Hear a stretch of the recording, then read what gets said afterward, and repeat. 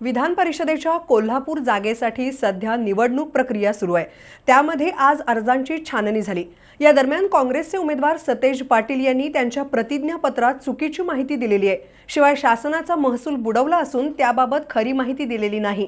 एका बँकेचं कर्ज घेतल्याचा उल्लेखही त्यांनी प्रतिज्ञापत्रात केलेला नाही। अशा अनेक गंभीर चुका केल्यामुळे सतेज पाटील यांचा अर्ज निवडणूक प्रक्रियेतून बाद करावा अशी मागणी आपण जिल्हाधिकाऱ्यांकडे केली होती। मात्र याबाबत निर्णय घेण्यास जिल्हाधिकाऱ्यांनी असमर्थता दर्शवली। त्यामुळे या प्रकरणाबाबत निवडणूक आयोग आणि उच्च न्यायालयाचे दरवाजे ठोठावणार आहोत अशी माहिती माजी खासदार धनंजय महाडिक यांनी आज पत्रकार परिषदेत दिली। माजी खासदार धनंजय महाडिक यांनी आज पत्रकार परिषद घेतली। विधान परिषदेच्या निवडणुकीत नामनिर्देशन पत्र दाखल केलेल्या सतेज पाटील यांच्या अर्जामध्ये अनेक गंभीर चुका आहेत। त्यांनी अनेक मिळकती आणि कर्जांची माहिती लपवली आहे। याबाबत आज अर्ज छाननी प्रक्रियेदरम्यान आपण जिल्हाधिकाऱ्यांकडे हरकत घेतली। मात्र हा विषय आपल्या अखत्यारीत येत नसल्याचं जिल्हाधिकाऱ्यांनी सांगितलं। सतेज पाटील यांनी ज्या मिळकतींची माहिती लपवली आहे त्याची कागदपत्रच धनंजय महाडिक यांनी पत्रकार परिषदेत सादर केली। पण आमचे विरोधी उमेदवार सतेज पाटील यांनी जे शपथपत्र दाखल केलेलं आहे त्यामध्ये अनेक त्रुटी, चुकीची आणि खोटी माहिती भरलेली आहे हे आमच्या निदर्शनास आलं आणि या सगळ्याच्या बाबतीत आज आम्ही जिल्हाधिकारी कार्यालय यांच्यासमोर ऑब्जेक्शन घेतलेलं आहे। त्यामध्ये 5 मुद्द्यांवर आम्ही ऑब्जेक्शन घेतले। त्यामध्ये एक कावळा नाका येथे त्यांचे 2104 हिस्सा 15 या गट नंबरमध्ये त्यांनी त्यांचा स्वतःचा हिस्सा 23,639 असा दाखवलेला आहे, जबकि खरं पाहता तो टोटल गट 2,15,993 आहे आणि त्यांचा हिस्सा 53,998 आहे। त्याचं खरेदी दस्त इथं तुमच्यासमोर मी दाखल केलेलं आहे। त्यामुळं 30,000 स्क्वेअर फीट जागा त्याची माहिती यामध्ये त्यांनी लपवलेली आहे। दुसरा मुद्दा, या प्रॉपर्टीवरती त्यांनी कॉस्मोस बँकेचं मोठ्या प्रमाणात करोडो रुपयाचं लोन घेतलेलं आहे। त्या लोनची माहिती त्यांनी त्या शपथपत्रामध्ये दिलेली नाही आहे आणि त्याचा जो विनियोग करायचा असतो, जो विनियोग केलेला आहे त्याची माहिती द्यायची असते, तीही माहिती त्यांनी या शपथपत्रामध्ये दिलेली नाही। सतेज पाटील यांनी महापालिका आणि शासनाचा लाखो रुपयांचा महसूल बुडवल्याचं कागदपत्रांद्वारे सिद्ध झालंय। मात्र त्याची माहितीही निवडणुकीच्या शपथपत्रात दडवली असल्याचं महाडिक यांनी सांगितलं।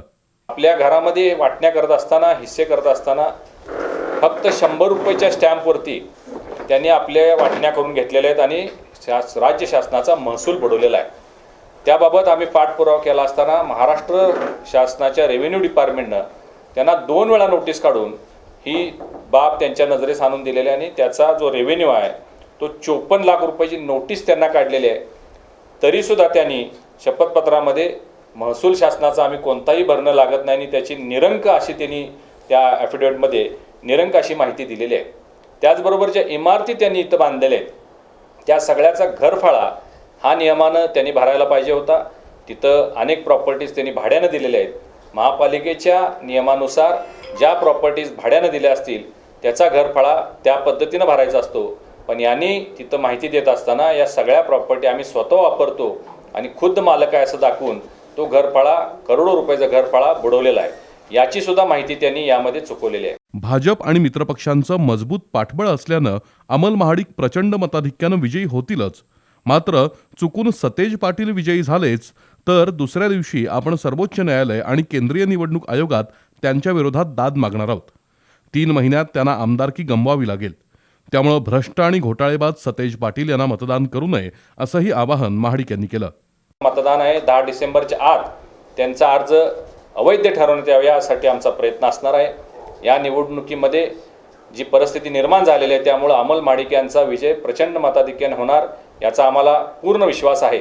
पण चुकून जर कुठं त्यांचा विजय झाला, विरोधी उमेदवाराचा विजय झाला, तर इलेक्शन पिटिशन आम्ही इलेक्शनच्या दुसऱ्या दिवशी आम्ही दाखल करून 3 महिन्याच्या आत त्यांचा आमदारकी रद्द होऊन पुढील 6 वर्ष त्यांना निवडणूक लढवता येणार नाही अशा पद्धतीचा हायकोर्टमध्ये आमचा प्रयत्न असणार आणि त्यामुळं कुठल्याही मतदारांनी त्यांना मतदान करू नये, कारण चुकीची, खोटी माहिती त्यांनी दिलेली आहे।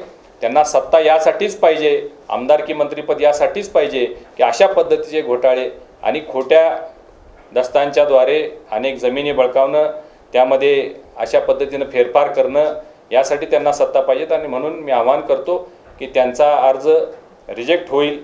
ते आमदार जरी झाले तरी ते डिस्क्वालिफाय होतील, त्यामुळे कुणी त्यांना मतदान करू नये असं आवाहन मी आपल्या माध्यमातून करतो।